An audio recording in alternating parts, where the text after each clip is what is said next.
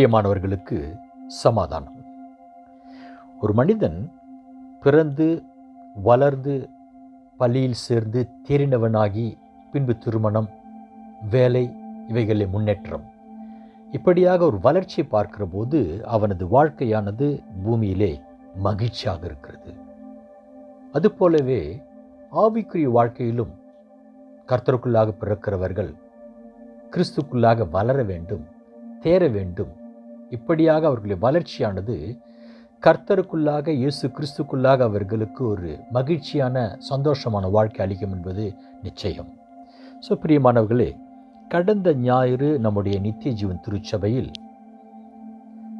நம்முடைய ஆண்டவராக இயேசு கிறிஸ்து தேவன் மாமிசத்தில் வெளிப்பட்டார் என்ற வசனத்தின்படி மனித சாயலாக 2000 வருடங்களுக்கு முன்பாக பூமிக்கு வந்து வேத வாக்கியங்களின்படி மரித்து அடக்கம் பண்ணப்பட்டு 3ஆம் நாள் உயிர்த்தெழுந்த ஆராதனையாகிய ஈஸ்டர் பண்டிகை என்கிறதான ஆராதனையை கர்த்தருக்குள்ளாக மகிழ்ச்சியாக நாம் கொண்டாடினோம். ஆராதனையின் முடிவிலே 2 விளையாட்டுகளும் நாம் வழக்கத்தின்படி வைக்கிற விளையாட்டாகிய பரிசுத்த வேதாகம கேள்வி பதில், அதில் முதலாவது வருகிறதான 2 பேருக்கு பரிசுகள். ஆகவே தமிழில் 12 கேள்விகளும், வாலி பிள்ளைகளுக்கும் சிறு பிள்ளைகளுக்குமாக பிரெஞ்சிலும் 12 கேள்விகளும் ஆயத்தப்படுத்தியிருந்தோம். அதில் முதல் 2 நபர்கள் முதலாவதாக வந்து பரிசுகளை பெற்றுக்கொண்டார்கள். கர்த்தருடைய நாமத்தில் மீண்டுமாக நான் அவர்களை வாழ்த்துகிறேன். 2வது ஒரு விளையாட்டு வைத்திருந்தோம். அந்த விளையாட்டு கொஞ்சம் விசேஷமான விளையாட்டு. என்னவென்றால், சங்கீதம் 23 மனப்பாடமாகவோ அல்லது பார்த்தோ வாசித்து கொண்டு சபையினுடைய ஒரு முனை துவக்கம் மறுமுனையில் இருக்கிறதான சுவற்றை தொட்டு விட்டு வர வேண்டும். இப்படியாக 7 முறை வாசித்து முடிக்க வேண்டும். 7 முறை அவர்கள் வாசிக்கும் போது நடந்து கொண்டு சென்று கொண்டு வருகிற பொழுது அவர்களுடைய அந்த பயணத்திற்கு தடை உண்டாகும்படியாக வழியில் இருக்கிற ஒரு சில சகோதர சகோதரிகள் அவர் தொடுவார்கள். தொடுகிற போது அவர்களுடைய அந்த வேத வாசிப்போ சங்கீதத்தை சொல்லுவதை நிறுத்தக்கூடாது, தொடர்ந்து கொண்டிருக்க வேண்டும். 7 முறை வாசித்து முடிக்க வேண்டும். இதற்கு ஒரு குறிப்பிட்ட நேரமும் கொடுத்திருந்த, நித்த நிமிஷத்திற்குள்ளாக நீங்கள் வாசித்து முடிக்க வேண்டும். அதே வேளையில் உங்களை தொடுகிறவர்கள் எத்தனை பேர் தொடுகிறார்கள் என்பதையும் நான் சொல்ல வேண்டும் என்று ஒரு போட்டியை வைத்திருந்தேன்.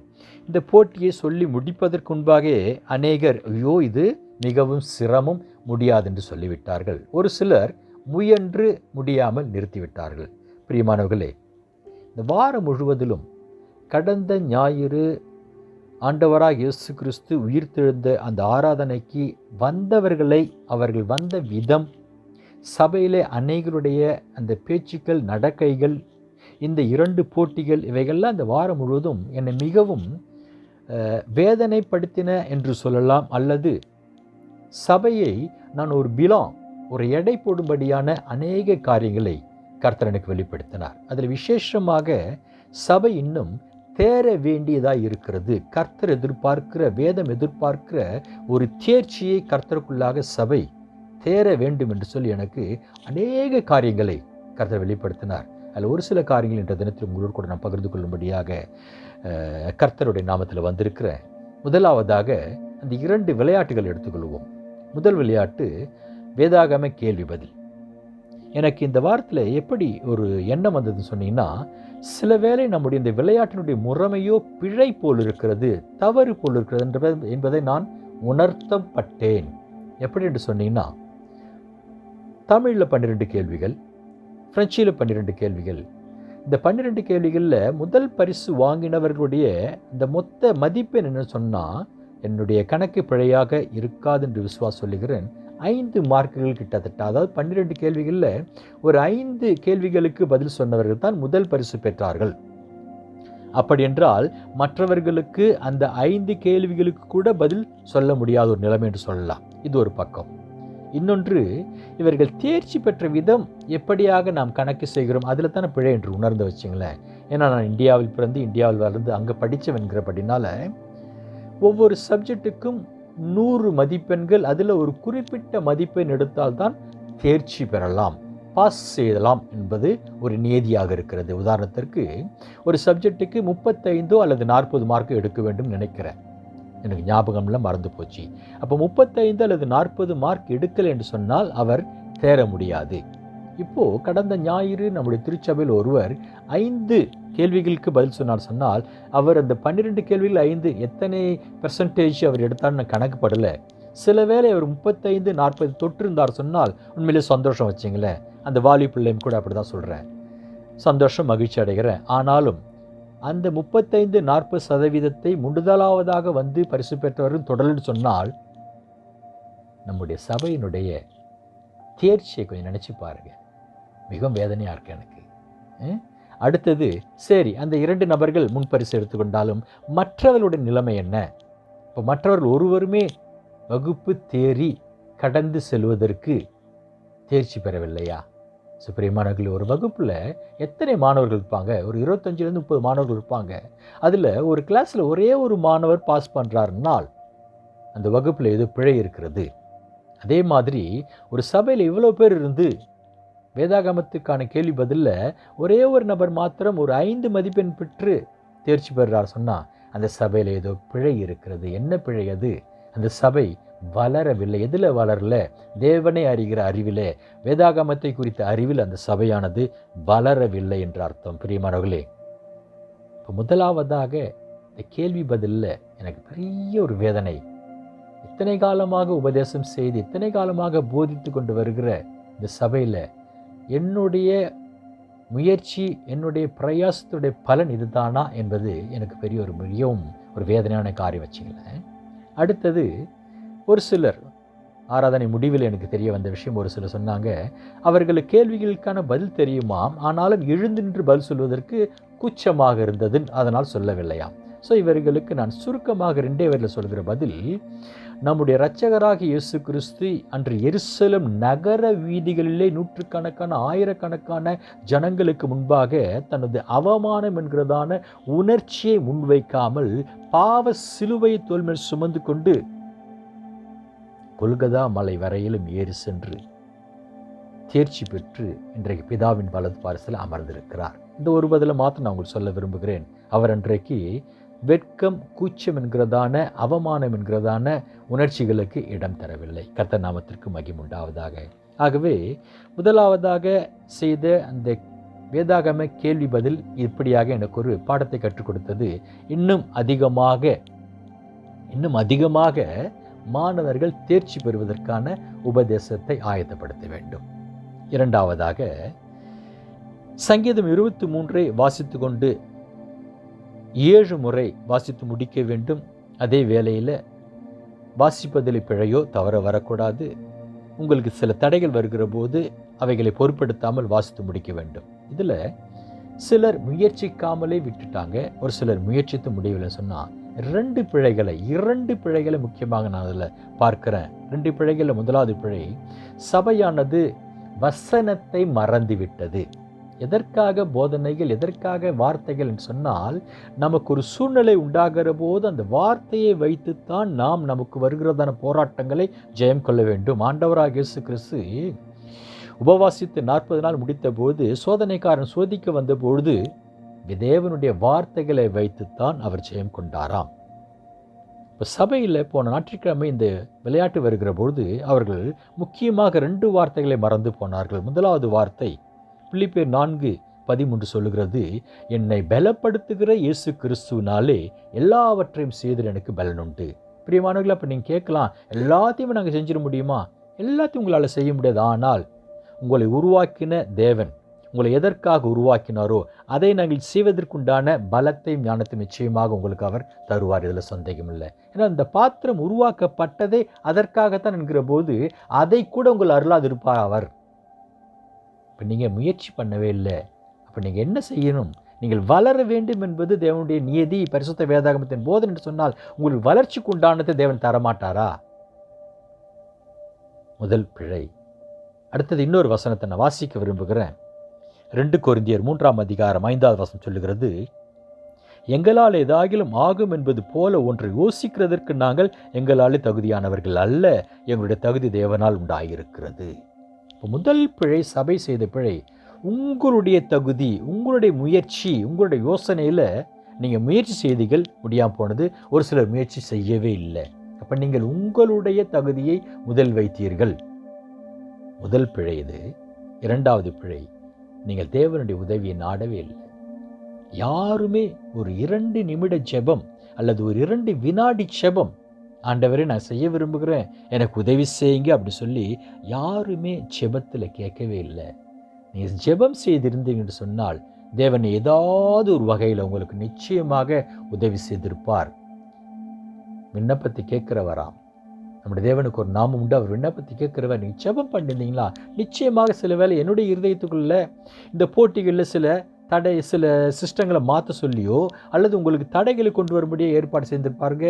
அவர்களுடைய கண்கள் உங்களுக்கு இறக்கத்து தயவையோ, அல்லது எகிப்திலிருந்து புறப்பட்ட இஸ்ரவேலர்கள் செங்கடலை கடந்து கானானை அடைந்தது அவர்களுடைய போர் திறமையினாலேயோ அவருடைய பலத்தினாலேயோ அல்ல, அவர்களோடு கூட வந்த தேவனுடைய பிரசன்னத்தினாலே, தேவ சமூகத்தினாலே, தேவனாலே அது ஆயிற்று.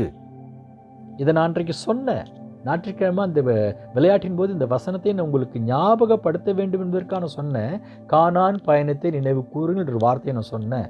அப்படி இருந்தும் நீங்கள் இல்லை எங்களால் முடியலன்னு சொல்லி விட்டுட்டீங்க சொன்னால், இப்போ இந்த 2 விளையாட்டுகள் மூலமாக நான் தெரிந்து கொண்ட காரியம், சபை இன்னும் தேர வேண்டியது இருக்கிறது.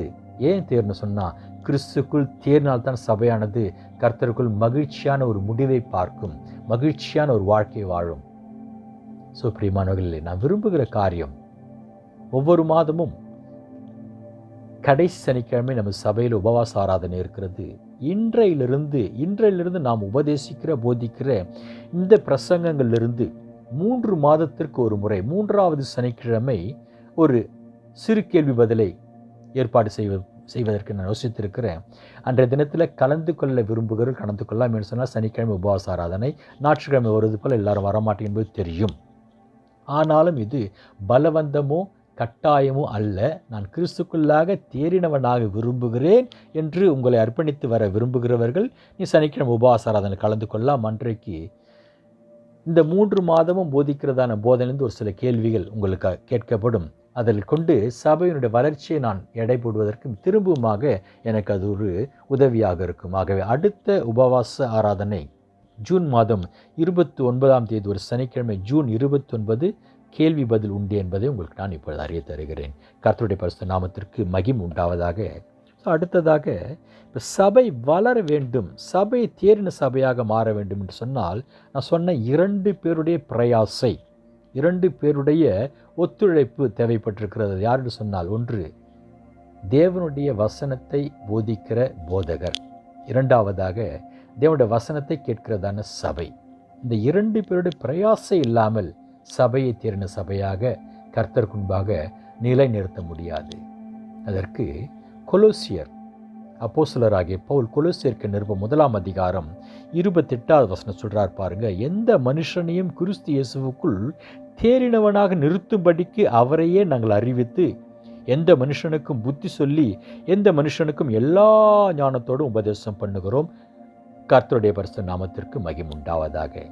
பிரசங்கம் பண்ணுவதில் இன்னுமாக நான் பிரயாசப்பட வேண்டும், பிரசங்கம் பண்ணுவதில் இன்னுமாக நான் ஞானத்தை கொண்டு வர வேண்டும், பிரசங்கம் பண்ணுவதில் இன்னுமாக நான் கர்த்தருடைய பாதத்தில் அமர்ந்து இன்னும் கண் விழித்து இன்னுமாக நான் ஆயத்தப்படுத்தி கொண்டு வர வேண்டும் என்பதை நான் உணர்த்தப்பட்டிருக்கிறேன். பிரியமானவர்களே, ஒரு பிரசங்கத்தை ஆயத்தப்படுத்துவது என்பது சாதாரண ஒரு விஷயம் இல்லை. தன்னுடைய சபைக்கு எது தேவை, தன்னுடைய மண்டைக்கு எது தேவை, தம்முடைய ஆடுகள் எந்த பக்கத்தில் பலவீனமாக இருக்கின்றன என்பதை அறிந்து அவைகளுக்கு ஏற்ற ஆகாரத்தை அவனுடைய பாதத்தில் அமர்ந்து அதை தேவ பிள்ளைகளுக்கு சொல்ல வேண்டிய விதத்தில் ஞானத்தோடு சொல்ல வேண்டும் என்பது போதிக்கப்பட வேண்டிய விஷயமா இருக்கிறது. ஆகவே தான் சொல்லுகிறார், தேறினவனாக நிறுத்தும்படிக்கு அவரையே நாங்கள் அறிவித்து. உபதேசத்தினுடைய சாரம்சம் ஆண்டவராக இயேசு கிறிஸ்துவை அறிவிப்பதாக இருக்க வேண்டும். அப்படி அறிவிப்பது எந்த மனுஷனுக்கும் புத்தி சொல்லி எல்லா ஞானத்தோடும் உபதேசம் பண்ண வேண்டுமா? முதலாவதாக உபதேசம் என்பது இன்னுமாக ஞானம் நிறைந்த உபதேசமாக இருக்க வேண்டும் என்பதை நான் புரிஞ்சு கொண்டேன். அது மாத்திரமல்ல, எப்படிப்பட்ட ஞானமாக உபதேசமாக இருப்பினும் இன்னொருவருடைய பங்கு உண்டது. சபை செவி கொடுத்து கேட்க வேண்டும். இது தேவனுடைய வசனம் என்று அந்த வார்த்தையை சபையானது ஏற்றுக்கொள்ள வேண்டும், அங்கீகரிக்கப்பட வேண்டும். என்று சொன்னால், போதகர் போதிப்பதனால் மாத்திரமே சபையில் வளர்ச்சியை எதிர்பார்க்க முடியாது. அந்த போதனையை ஏற்றுக்கொள்கிற போது வேத வசனமானது அவர்கள் வாழ்க்கையை தீர்மானமாக மாற்றும். ஏன்னா தேவனுடைய வசனத்தில் ஜீவன் உண்டு, ஆவி உண்டு. வேத வசனத்தில் ஆவியும் ஜீவனும் இருக்கிறபடினாலே அந்த வார்த்தை அவர்கள் தங்களுக்கென்று ஆகாரமாக எடுத்துக்கொள்கிற போதுதான் அந்த வார்த்தை அவர்களை தேறினவர்களாக மாற்றும். உதாரணத்திற்கு குழந்தையானது தாய் கொடுக்கிறதான ஆகாரத்தை உட்கொள்ளுகிற பொழுது அந்த குழந்தையோட வளர்ச்சி பிரயோஜனமாக இருக்கும், அந்த வளர்ச்சி பெருகும், அந்த வளர்ச்சி தேரும். ஆனால் அந்த குழந்தை கொடுக்குற ஆகாரத்தை வெளியில் துப்பிட்டா என்ன ஆகும்? குழந்தை வளராது, குழந்தை வளர்ச்சியில் பாதிப்பு உண்டாகும். ஆகவே உபதேசம் எப்படிப்பட்ட உபதேசமாக இருந்தாலும் கேட்கிறவர்கள் காதுகளை அடைத்து கொண்டாலோ அல்லது இருதயத்தினுடைய கதவுகளை மூடிக்கொண்டாலோ அவர்களுடைய வாழ்க்கையில் கிறிஸ்துக்குள்ளாக தேர்கிறதான தேர்ச்சியை காண்பது சிரமம். ஆகவே 2 பேருடைய காரியம் முக்கியமாக இருக்கிறது. உபதேசமானது கர்த்தரை அறிவிக்கிற உபதேசமாக, ஞானம் நிறைந்த உபதேசமாக இருக்க வேண்டும். சபையானது செவி கொடுத்து கேட்டு தங்கள் வாழ்க்கையில் அதை ஏற்றுக்கொள்ளுகிற பொழுது அந்த சபை கர்த்தருக்குள்ளாக, இயேசு கிறிஸ்துக்குள்ளாக தேர்ச்சி பெறுகிற சபையாக இருக்கும்போது நிச்சயம். அடுத்ததாக, சபையானது தேர்ச்சி பெறுவதற்கு அவரையே நாம் அறிவிக்க வேண்டும் என்றால் நாம் போதிப்பது யாரை குறித்து? ஆண்டவராக இயேசு கிறிஸ்துவை குறித்து. வசனம் சொல்லுகிறது 1 கொரிந்தியர் 1 அதிகாரம் 31 வசனம், அவரே தேவனால் நமக்கு ஞானமும் நீதியும் பரிசுத்தமும் மீட்புமானாராம். நமது ஆண்டவராக இயேசு கிறிஸ்து தான் தேவனால் சபைக்கு கொடுக்கப்பட்ட ஞானம். ஞானம் என்பது கர்த்தருக்கு பயப்படுகிற பயம். அப்போ கிறிஸ்துக்குள்ளாக கர்த்தருக்கு பயப்படுகிற பயமும், நீதி என்பது அவருடைய நீதி. நம்முடைய நீதியெல்லாம் அழுக்கும் கந்தையும் என்று வேதம் சொல்லுகிறது. பரிசுத்த வேதாகமத்தில் எந்த நீதி போதிக்கப்பட்டிருக்கிறதோ அந்த நீதி, அதை பிடித்து கொண்டு நமது வாழ்க்கை பரிசுத்த வாழ்க்கைக்காக பரிசுத்தத்தின் பாதையில் செல்கிற பொழுது நமக்கு மீட்பு உண்டாகாமாம். நாம் மீட்புக்குள் பிரவேசிப்போம். ஆகவே தான் வசனம், தேவனால் அவரே நமக்கு ஞானமும் நீதியும் பரிசுத்தமும் மீட்புமானாராம். நான் மீட்புக்குள் பிரவேசிக்க வேண்டும் என்று சொன்னால் இயேசு கிறிஸ்து நமக்கு வழியும் சத்தியமும் ஜீவனுமாயிருக்கிறார். அப்போ அவரை தவிர, அவரை பின்பற்றுகிற வழியை தவிர வேறு வழியின் மூலமாக எந்த தேவ பிள்ளையும் அல்லது எந்த ஒரு தேவனுடைய சபையும் தங்கள் வாழ்க்கையிலே வளர்ச்சியை பார்க்க முடியாது, தேர்ச்சியை பார்க்க முடியாது. ஆகவே நமது ஆண்டவராக இயேசு கிறிஸ்து நாம் பின்பற்றுகிற பொழுது அவர் ஒரு வார்த்தை சொல்லுகிறார், ஒருவன் என்னை பின்பற்ற விரும்பினான். ஒருவன் என்னை பின்பற்ற விரும்பினால், அதாவது ஒருவன் என்னை பின்பற்றி நான் அடைந்த தேர்ச்சி போல அடைய விரும்பினால் தன்னைத்தான் வெறுத்து தன் சிலுவை சுமந்து கொண்டு என்னை பின்பற்ற கடவன். ஏன்னா நம்முடைய ஆண்டவராக இயேசு கிறிஸ்து அவர் தம்மை வெறுத்து அவரது சிலுவை சுமந்து கொண்டு கல்வாரி மலை வரையிலும் சென்று கொல்கதா மலையினிலே தமது சரீரத்தை பிளக்க இரத்தத்தை சிந்த ஒப்பு கொடுத்து ஜீவனை பலியாக தந்து தேர்ச்சி பெற்றாராம். ஆகவே சொல்கிறார், நீங்கள் என்னை பின்பற்ற விரும்புகிறீங்களா?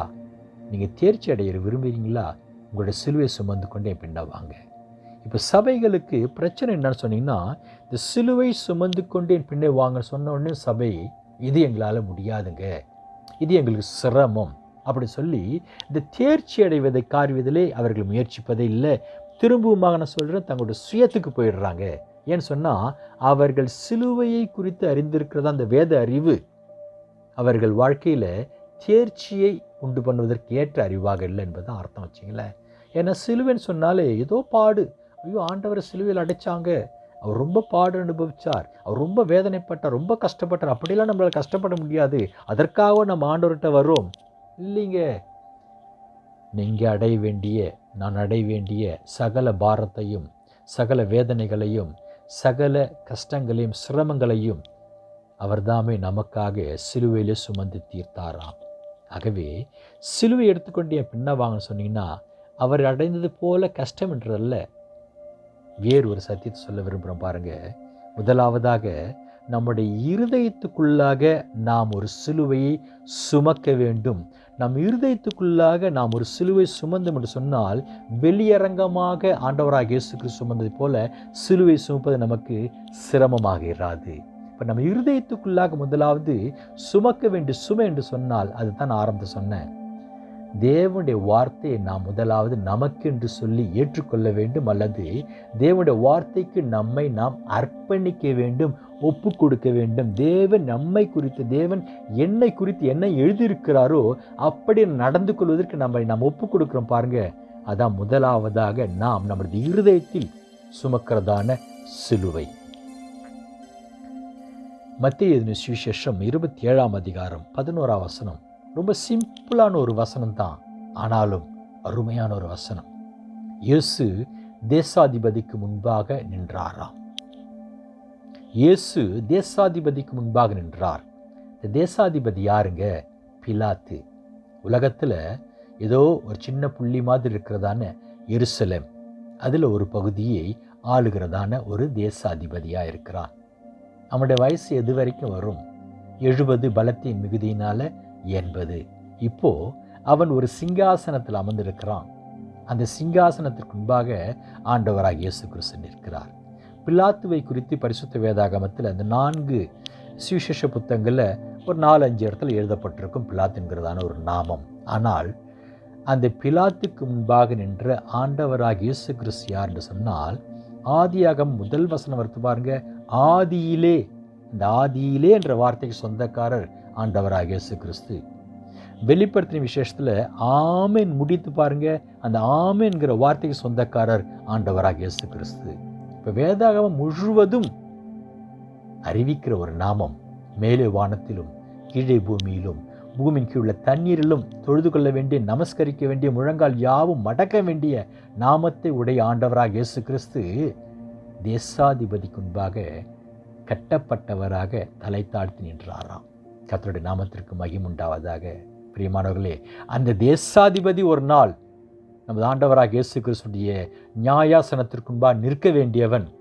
அப்படி இருந்தும் ஆண்டவராக இயேசு கிறிஸ்து தேசாதிபதிக்கு முன்பாக நின்றாராம். தேசாதிபதிக்கு முன்பாக மாத்திரம் அவர் நின்றார் இல்லை, அதற்கு முதல் நாள் இரவும் கூட வேத பாரகர்கள், பரிசேயர், சதுசேயர், அந்த ஆலோசனை சங்கத்துக்கு முன்பாக அவர் அப்படித்தான் நின்றார். ஏன் நின்றார்? இதான் அவர் முதலாவதாக தமது இருதயத்திலே சுமந்த சிலுவை. அது என்ன சிலுவை சொன்னால், அவரை குறித்து பிதா எழுதின அவரது வார்த்தைகளுக்கு தன்னை ஒப்பு கொடுத்து, நான் இப்படியாக நிற்க வேண்டியது பிதாவுடைய சுத்தமாக இருக்கிறது, ஆகவே நான் தேசாதிபதிக்கு முன்பாக வானத்தையும் பூமி உண்டாக்கின சகலவற்றுக்கும் அதிபதியாக நான் தலை தாழ்த்தி நிற்கிறேன். பிரியமானவர்களே, சபையில் உங்களுக்காக கொண்டு வரப்படுகிறதான வேத வசனம், உங்களுடைய பிரசங்கியார், உங்களுடைய போதகர் கர்த்தருடைய பாத்தில் அமர்ந்து இரவு பகலாக வசனங்களை தேடி, என்னுடைய ஆடுகளுக்கு, என்னுடைய மந்தைகளுக்கு எப்படிப்பட்ட ஆகாரத்தை கொடுத்தால் அவைகள் உட்கொள்ளும். அதில் ஆடுகள் ஒவ்வொன்றும் ஒவ்வொரு விதமாக இருக்கும். அந்த ஆடுகளை இடித்து போடுவதற்காக அல்ல, எடுத்து கட்டுவதற்காக என்று சொல்லி வார்த்தைகளை தேடி பிரயாசப்பட்டு கொண்டு வரும் வார்த்தைகளை நீங்கள் உட்கொள்ளுவீர்கள் என்று சொன்னால், அதுதான் முதலாவதாக உங்களுடைய இருதயத்துக்குள்ளாக நீங்கள் ஒரு சிலுவையை ஆயத்தப்படுத்துகிறீர்கள். அந்த சிலுவை என்பது உங்களை குறித்து சொல்லப்படுகிற, உங்களுக்கென்று தேவன் கொடுக்கிறதான, உங்கள் சித்தத்தை செய்வதற்கு நீங்கள் அர்ப்பணிக்கிறதான ஒரு வாழ்க்கை. இது உங்கள் இருதயத்தில் முதலாவது வேணுங்க. இந்த சிலுவை நீங்கள் முதல் இருதயத்தில் சுமக்கலன்னு சொன்னால், அதன் பிறகு தோல் மேலே இன்னொரு சிலுவை இருக்கிறது, அந்த சிலுவை உங்களால் சுமக்கவே முடியாது. அப்படி இருதயத்துக்குள் சிலுவை சுமக்காமல், தோல் மேலும் சிலுவை சுமக்காமல் கிறிஸ்துவை பின்பற்றுவேன் என்று சொன்னால், அது நமது வாழ்க்கையில் அல்லது சபையில் தேர்ச்சியை கொண்டு வரவே முடியாது. ஏன்னா இயேசு கிறிஸ்து தேறின வழியே, தேறின விதமே இதுதானே. அவர் சிலுவை சுமந்து தானே தேர்ச்சி பெற்றார். இப்போ நான் சிலுவையை சுமக்க மாட்டேன் அப்படின்னா நாம் எப்படி தேர முடியும்? நாம் தேறினவர்கள் ஆகவில்லை என்று சொன்னால் எப்படி கர்த்தருக்குள்ளாக மகிழ்ச்சியான ஒரு வாழ்க்கையை வாழ்ந்து முடிக்க முடியும்? முதலாவது, கர்த்தருடைய வார்த்தைக்கு என்னை ஒப்பு கொடுக்கிறேன் என்றதான ஒரு சிலுவையை உங்களுடைய இருதயத்தில் சுமந்து கொள்ள வேண்டும். அடுத்ததாக, உங்கள் வெளியரங்கமான சிலுவை சுமப்பது என்பது உங்கள் கிரியைகள். நீங்கள் கர்த்தருக்குள்ளாக நீங்கள் செய்கிற உங்களுடைய கிரியைகள் நீங்கள் காட்டுகிற போது வெளியரங்கமான சிலுவை சுமக்க தொடங்குறீங்க. அதற்கு அடுத்த உபதேசம், ஆண்டவருடைய வார்த்தையில் உபதேசத்தினுடைய முக்கியமான உபதேசம் ஆண்டவராக இயேசு கிறிஸ்து சொல்கிறார் இல்லைங்களா? என்ன சொல்லுகிறார்? உன் முழு இருதயத்தோடு, உன் முழு பலத்தோடு, உன் முழு ஆத்மாவோடு உன் தேவனை நீ ஆராதிப்பாயாக, தொழுது கொள்வாயாக, அன்பு கூறுவாயாக. இப்போ தேவன் மேலே நான் முழு இருதயத்தோடு அன்பு கூற வேண்டுமாம். அதற்கு இணையாக, அதற்கு சமமாக இன்னொரு பிரமாணத்தை வைக்கிறார்.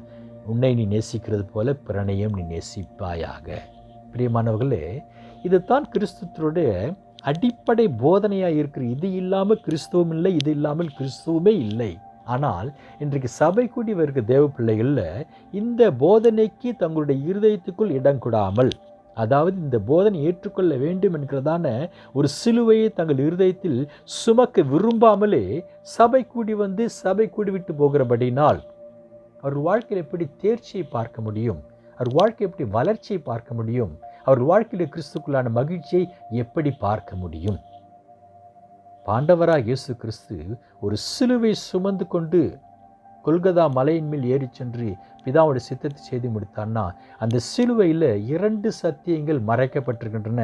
முதலாவது சத்தியம், ஒரு கோல் கீழிருந்து மேலாக, அதாவது செங்குத்தான் நிலைமையிலே வெர்டிகல்மா ஒரு கோல் வைக்கப்பட்டிருக்கிறது. அது பரத்தில் இருக்கிற பிதாவோடு குமாரனாகிய இயேசு கிறிஸ்து கொண்ட அன்பு, ஐக்கியம், இதை வெளிப்படுத்துகிறது. இரண்டாவது சிலுவை, செங்குத்தாக இருந்த அந்த சிலுவைக்கு குறுக்கால இன்னொரு பலகை வைக்கப்படுகிறது. அந்த மரமானது, அந்த பலகையானது மனிதருக்கும் இடையுள்ள அன்பை, ஐக்கியத்தை, உறவை வெளிப்படுத்துகிறது. இது 2ம் இணைக்கப்பட்டிருக்கிறது. 2 தனித்தனியாக இல்லை, 2 தனித்தனியாக இருந்த சிலுவை இல்லை, 2ம் ஒன்றோடு ஒன்று இணைக்கப்பட்டிருக்கிற பாருங்க. இதான் சிலுவை வச்சிங்களேன். இதை சுமந்து கொண்டு தான் ஆண்டவராக இயேசு கிறிஸ்து தேறினவரானார். இயேசு கிறிஸ்து எதை சுமந்தார்? முதலாவது, தேவனுடைய அன்பை தமது முதுகில் சுமந்தார், தமது தோல் மேல் சுமந்தார். அது செங்குத்தான பலகை. இன்னொரு பலகை இருந்தது, மனிதர்கள் மேல் கொண்ட அன்பையும் சுமந்தார். இந்த 2ஐயும் சேர்த்து எடுத்துக்கொண்டு தான் பிதாவுடைய சித்தத்தை செய்து முடித்து இன்றைக்கு வலது பாரத்தில் அமர்ந்திருக்கிறார். பிரியமானவர்களே, இன்றைக்கு சபை கூடி வருகிறதான அநேக தேவ பிள்ளைகளுக்கு பக்கத்தில் சகோதரி அமர்ந்திருப்பாங்க, பக்கத்தில் ஒரு சகோதரன் அமர்ந்திருப்பார். அவரை குறித்து அதிகமாக ஒன்றுமே தெரியாது. இன்னும் ஒரு சிலருக்கு அவங்க பேர் கூட தெளிவாக தெரியாது. ஆனால் ஆராதிக்க வருகிறார்கள், தேவனை தேடி வருகிறார்கள். இதான் பிரச்சனை. பிரியமானவர்களே, புதிய ஏற்பாட்டு திருச்சபை என்பது ஒரு குறுகலான வழி. அந்த குறுகலான வழியின் மூலமாகத்தான் சென்று நான் நித்திய ஜீவனை சுதந்திரத்தை கொள்ள வேண்டும் என்று சொல்லி ஆண்டவராக இயேசு கிறிஸ்து நமக்கு போதித்திருக்கிறார். ஆனால் பழைய ஏற்பாட்டு திருச்சபை மாதிரி அல்ல. பழைய ஏற்பாட்டு திருச்சபையில் இஸ்ரவேலிருந்து புறப்பட்டு வந்த, எகிப்திலிருந்து புறப்பட்டு வந்த இஸ்ரவேல் ஜனங்கள் செங்கடலுக்குள் பிரவேசித்த விதம் வேறு வச்சுங்களேன். தேவன் செங்கடல் 2ஆக பிளந்தார். அவர்கள் தங்கள் ஆடு, மாடு, தங்களுடைய ஜனங்கள், தாங்கள் எகிப்திலே சம்பாதித்த அந்த உடைமைகள் எல்லாவற்றையும் எடுத்துக்கொண்டு செங்கடல் மூலமாக பிரவேசித்து மறுகரை அடைந்தார்கள். ஆனால் புதிய ஏற்பாட்டில் நித்திய ஜீவனுக்கு போகிற வழியை ஆண்டவராக இயேசு சொல்கிறார் பாருங்க. மத்திய எழுதின சுவிசேஷம் 19ஆம் அதிகாரம் 29வது வசனம். மத்தேயு 19:29, என் நாமத்தின் நிமித்தம் வீட்டையாவது, சகோதரரையாவது, சகோதரிகளையாவது, தகப்பனையாவது, தாயாவது, மனைவியாவது, பிள்ளைகளையாவது, நிலங்களையாவது விட்டவன் எவனோ அவன் 100 அடைந்து நித்திய ஜீவனையும் சுதந்திரத்துக் கொள்வான். விடுவதற்கு ஒன்றுமே இல்லைங்க. எல்லாத்தையும் விட்டு சொல்கிறார். சகோதரனை விட்டுட்டு, சகோதரிகளை விட்டுட்டு, தகப்பனை விட்டுட்டு, தாயை விட்டுட்டு, மனை விட்டு, பிள்ளைகளை விட்டு, சொத்து பத்து எல்லாத்தையும் விட்டு என் பின்னால் வந்தால் தான் நீங்கள் நித்திய ஜீவனை அடைய முடியும், அதாவது தேறினவர்கள் ஆக முடியும்னு சொல்கிறாருன்னா, இதான் புதிய ஏற்பாட்டு திருச்சபை. புதிய ஏற்பாட்டு திருச்சபை வளர வேண்டிய விதம் அப்படின்னு சொன்னால், எல்லாத்தையும் விட்டுட்டு எதுக்கு நாங்கள் ஆண்டவருக்கு பின்னால் வரணும்? எங்கள் வாழ்க்கையில் சந்தோஷமே இல்லையா? நீங்கள் கேட்கலாம். இது எல்லாத்தையும் விட்டுட்டு வாங்கண்ணா.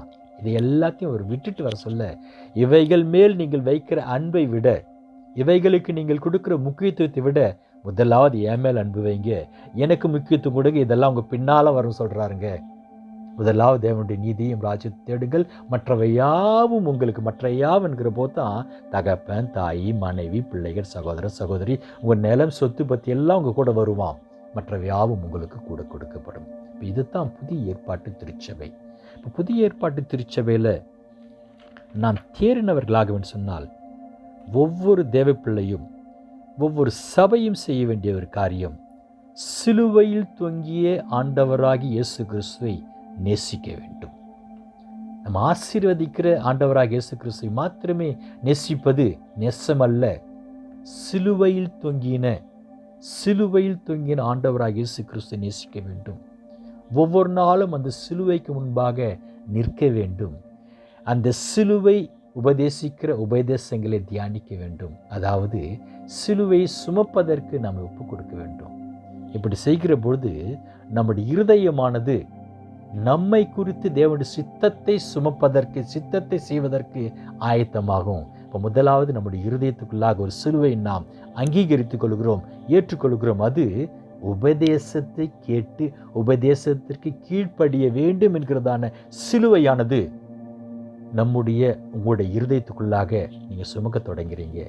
அதை சுமந்தீங்க சொன்னீங்கன்னா அடுத்த உபதேசமாகிய தேவனோடு கூட உங்களுக்குள்ள அன்பு, ஐக்கியம், உறவு சரியாக இருக்கும். தேவனோடு மாத்திரமல்ல, பூமியில் உள்ள பிறரோடு மற்றவர்களோடும் கூட இருக்கிறதான அன்பு, உறவு, ஐக்கியம் சரியாக இருக்கும். இது சரியாருன்னு சொன்னால் அடுத்த உபதேசங்கள் உங்கள் வாழ்க்கையில் தானாக கடந்து செல்வதற்கு தேவன் உங்களுக்கு பலத்தை கொடுப்பார். பிரியமானவர்களே, ஒற்றைக்கோலை பிடிச்சுக்கிண்டு வந்து நான் சிலுவை சுமந்து கொண்டு வந்து கர்த்தர் சமூகத்தில் நிற்கிறேன்னு சொல்லி அநேக பிள்ளைகள் தங்களை ஏமாற்றி கொண்டிருக்கிறார்கள். பழைய ஏற்பாட்டில் மோசே ஒரு கம்பத்தில் ஒரு கோலில் வெண்கல சம்பத்தை வைத்து அந்த வெண்கல சர்ப்பத்தை உயர்த்தினானாம். அந்த கோலின் நுனியில் இருந்ததான வெண்கல சர்ப்பத்தை நோக்கி பார்த்தவர்கள் தங்களுடைய பாவத்திலிருந்து தங்கள் ஜீவனை காத்து கொண்டார்கள். அது ஒற்றை கம்பம். இன்றைக்கு புதிய ஏற்பாட்டில் ஒற்றை கம்பம் இல்லை. ஒற்றை கம்பத்தை பிடிச்சிட்டு கொண்டு வந்து ஆராதித்து போகிற வழியில் ஒரு பிரயோஜனம் இல்லை. 2 மரங்கள் சேர்க்கப்பட்டதான் ஒரு சிலுவை. அது இறை அன்பு, பிறர் அன்பு. சபையில் கூட அநேகரை பார்க்கலாம். அவங்களுக்கு பிடிச்சமானவங்க, அவங்களுக்கு மிகவும் பிடிச்சமானவங்க, அவங்களோட மாத்திரம்தான் பேச்சு இருக்கும், அவங்களோட மாத்திரம்தான் உறவு இருக்கும். மற்றவர்களை குறித்து அவங்களுக்கு உறவு, ஐக்கியம், இதை பற்றி அக்கறை இருக்காது. அதாவது தங்களை நேசிக்கிறவர்களையே நேசிக்கிறதான ஒரு அன்பு ஒன்று இருக்கும் வச்சிங்களேன், அதுலேயும் பிரயோஜனம் இல்லை. பிரியமானவர்களே, சபை தேர வேண்டுமென்றால் சிலுவையில் தொங்கின கர்த்தராகிய இயேசு கிறிஸ்துவை அனுதினம் நோக்கி பாருங்க. அவர் உபதேசத்தை கேளுங்க. அவர்தான் நமக்கு ஞானம், அவர்தான் நமக்கு நீதி, அவர்தான் நமக்கு பரிசுத்தம், அவர் மூலமாகத்தான் நமக்கு மீட்பு. இப்போ நாம் அவரை பின்பற்றாமல் நம்ம வாழ்க்கையில் பூரணத்தை அடைய முடியாது. இன்றைக்கு சபை பூரணத்தை அடைய வேண்டும் என்று சொன்னால், கடைசியாக நான் ஒரு வார்த்தை சொல்லி முடிக்கிறேன். கிறிஸ்துவை சபைக்குள்ளே கொண்டு வாங்க. கிறிஸ்துவை சபைக்குள்ளே கொண்டு வாங்க. கிறிஸ்து வெளியில் வச்சுட்டு சபை பிரசங்கமும் சபை ஆராதனை முறைமைகளோ சபை வளருவதற்கோ அல்ல தேவ பிள்ளைகளும் கூட கிறிஸ்து வெளியில் வைத்துவிட்டு ஆராதனையில் கலந்து கொள்வதோ ஆராதிப்பதோ ஒரு பிரயோஜனமான காரியம் இல்லை. உன்னத பாட்டு 5ஆம் அதிகாரத்தில் வசனம் 2-3 வாசிக்கிறேன் கேளுங்க. உன்னத பாட்டு 5ஆம் அதிகாரம் வசனம் 2-3. நான் நித்திரை பண்ணினேன், என் இதயமோ விழித்திருந்தது. கதவை தட்டுகிற என் நேசரின் சத்தத்தை கேட்டேன். என் சகோதரியே, என் பிரியமே, என் புறாவே, என் உத்தமியே, கதவை திற. என் தலை பனியினாலும் என் தலைமயிர் இரவில் பெய்யும் தூறலினாலும் நனைந்திருக்கிறது என்றார். என் வஸ்திரங்களை கழற்றி போட்டேன், நான் எப்படி அதை திரும்பவும் உடுப்பேன்? என் பாதங்களை கழுவினேன், நான் எப்படி அவைகளை திரும்பவும் அழுக்காக்குவேன் என்றே. அதாவது ஒன்றுமில்லாம ஆண்டவர்கிட்ட வந்தோம், ஒன்றுமே இல்லாம ஆண்டவர்கிட்ட வந்தோம். நமக்கு அவர் எல்லாவற்றையும் கொடுத்தார். எல்லாவற்றையும் கொடுத்த பிறகு நம்ம வாழ்க்கையில் ஒரு சொகுசு, நம்ம வாழ்க்கையில் ஒரு கம்ஃபர்டபுளான சூழ்நிலை வந்துட்ட பிறகு இப்போது கதவை சாத்திட்டு உள்ளே படுத்துட்டோம். யாருக்கு கதவை சாத்தணும்? கிறிஸ்துவுக்கு, அவரோட வார்த்தைகளுக்கு கதவை சாத்திட்டு உள்ளே போய் படுத்துட்டோம். இப்போ ஆண்டவர் கதவை தட்டுறார். என் பிரியமே, என் புறாவே, என் உத்தமியே, கதவை தர. என் தலை பனியினாலும் என் தலைமயிர் இரவில் பெய்கிற மழையினால் நனையுது. ஆனால் நம்மளுக்கு இப்போ வாழ்க்கையில் கம்ஃபர்டபுள் வந்து போச்சு இல்லைங்களா? ஏன்னா ஒரு காலத்தில் நம்ம ஆண்டவர்கிட்ட வருகிற போது, சபை ஆண்டவர் தேடி வருகிற போது, ஒரு ஆத்தும ஆண்டவர் தேடி வருகிற போது ஒன்றும் இல்லாமல் வந்தாங்க. கர்த்தர் எல்லாத்தையும் கொடுத்த உடனேயும் இப்போ நான் படுத்துட்டேன், என்னால் ஏஞ்சி வந்து கதவு திறக்க முடியாது, நான் உடுப்பெல்லாம் மாற்றிட்டேன், அந்த உடுப்பை மறுபடியும் மாற்றின்னு கதவு திறக்க முடியாது. அதாவது என்னுடைய கம்ஃபர்டபுள் சொகுசான வாழ்க்கையை நான் விட்டு விட்டு வந்து நான் தேவனுடைய வசனத்தை கேட்டு அவரை உள்ள முடியாது. இதுதான் பிரியமானவர்களே. சபை தேர்ச்சி பெறாததற்கு முக்கியமான ஒரு காரணம் தேவனுடைய சத்தத்தை ஏற்றுக்கொள்வதற்கான மனப்பக்குவமோ மனப்பாங்கோ இன்றைக்கு சபைகளுக்கு இல்லை. சபை என்பது நான் ஏதோ ஒரு சபையினுடைய பெயரையோ 4 சுவரையோ சொல்ல, ஒவ்வொரு ஆத்துமாவும் தேவனுடைய ஆவி பெற்ற ஒவ்வொரு ஆத்துமாவும் சபை என்று வேதம் குறிப்பிடுகிறது. இப்போ ஒவ்வொரு ஆத்துமாக்குள்ளும் கர்த்தருக்குள் வருகிற போது பெற்றுக்கொள்கிற ஆசீர்வாதங்களுடைய அவருடைய ஒரு சொகுசான வாழ்க்கைகள் நிமித்தம் அதன் பிறகு வருகிற வார்த்தைகள்லாம் வெளியில தான் இருக்குது. ஆண்டவர் மனஸ்தாபப்படுவாராம். ஆதியாகமத்தை சொல்வது போல மனஸ்தாபப்படுவாராம். பிரியமானவர்களே, ஆண்டவர் ஒரு சபையை குறித்து ஒரு ஆத்மாவை குறித்து மனஸ்தாபப்பட்டார் என்று சொன்னால் அந்த சபையுடைய முடிவு எப்படியாகும், அந்த ஆத்மாவுடைய முடிவு எப்படியாகும் நினைச்சு பாருங்க. இன்றைக்கு ஆண்டவரை தேடுவதில் ஒரு சில ஷெட்யூல்டு போட்டுக்கிறாங்க. ஷெட்யூல்டு போட்டுக்கொண்டு வந்து சபைக்கு வந்து ஆண்டவரை தேட வேண்டும் சொல்லி ப்ரோக்ராம் வச்சுக்கிறாங்க. அடுத்தது ஒரு சிலர் சபை கூடி வருவாங்க. எப்போ கூடி வருவாங்க சொல்லுங்க? ஒரு கொண்டாட்டம்னா சபை கூடி வருவாங்க. மற்றபடி ஒரு ஞாயிற்றுக்கிழமை வாரம் ஃபுல்லாக வேலை செஞ்சு வாரத்தில் ஒரு நாள் ஒரு 2 மணி நேரம் நமக்காக தம்மை தாமே பலியாக ஒப்பு கொடுத்த ஆண்டவராக இயேசு கிறிஸ்துக்கு நன்றி கூறுகிற அந்த ஆராதனை கலந்து கொள்வோம் என்கிற அந்த அபிப்பிராயம் இல்லை. ஆனால் கொண்டாட்டத்துக்கு மட்டும் கரெக்டாக வந்துட்டு போயிடுவாங்க. இப்படி ஒரு சில குடும்பம். ஸோ இப்படியாக அநேக சுபாவங்களோடு தங்கள் இருதயத்தை அடைத்து வைத்துக்கொண்டு சாத்தி வைத்துக்கொண்டு ஆண்டவர்கள் நோக்கி என் பிரியமே, என் புறாவே, என் பத்தினியே, என் உத்தமே என்று கூப்பிடுறார். ஆனாலும் கதவு திறப்பதற்கு மனசு இல்லை. பிரியமானவர்களே, இப்படிப்பட்டவர்களோடு கூட கர்த்தர் பேசுகிறார். இப்படிப்பட்ட சபையோடு கூட கர்த்தர் பேசுகிறார். இயேசு கிறிஸ்துவை வெளியில வச்சுட்டு நம்ம உள்ளே இருந்துக்கிட்டு ஆராதிக்கிற ஆராதனை மூலமாகவோ அல்லது கிறிஸ்து வெளியே வச்சுட்டு நம்ம வாழ்கிறதா நமது ஆவிக்குரிய வாழ்க்கை என்கிறதான இந்த வாழ்க்கையின் மூலமாகவோ நாம் வளர்ச்சியை கொண்டு வர முடியாது. நம் வளர்ச்சி காணவில்லை என்று சொன்னால், நம் தேரவில்லை என்று சொன்னால் நமது வாழ்க்கை பரிதபிக்கக்கூடிய வாழ்க்கையாக இருக்கும். என்று சொன்னால் தேவன் மனஸ்தாபப்படுவாராம் நமது ஆவிக்குரிய வாழ்க்கையை நினைத்து. கர்த்தருடைய பரிசுத்த நாமத்திற்கு மகிமை உண்டாவதாக. ஆகவே இனியும் காலதாமதம் வேண்டாம். அவருடைய சத்தத்திற்கு ஒப்பு கொடுப்போம், கதவை திறப்போம். அவர் இல்லாமல் கிறிஸ்துவும் இல்லை, அவரது பிரசன்னம் இல்லாமல் கிறிஸ்துவ வாழ்க்கையும் இல்லை. அவரை நம் இருதயத்துக்குள் நாம் வருவதற்கு அனுமதியாமல் நாம கிறிஸ்தவர்களும் அல்ல. ஆகவே மணவாளனை அங்கீகரிப்போம். அலங்கரிக்கப்பட்ட மணவாட்டியாக மாறுவதற்கு ஒரு வளர்ச்சி கொண்டு வருவோம். சபைகள் கர்த்தருக்குள்ளாக வளர்ந்து கர்த்தருக்குள்ளான ஒரு சாட்சியமுள்ளாக சபையாக எழும்புவதற்கு சபைகள் கர்த்தருடைய வார்த்தைக்கு ஒப்பு கொடுப்போம். கர்த்தருடைய பரிசுத்த நாமத்திற்கு மகிமை உண்டாவதாக. கிருபை உங்களோடு கூட இருப்பதாக. ஆமென்.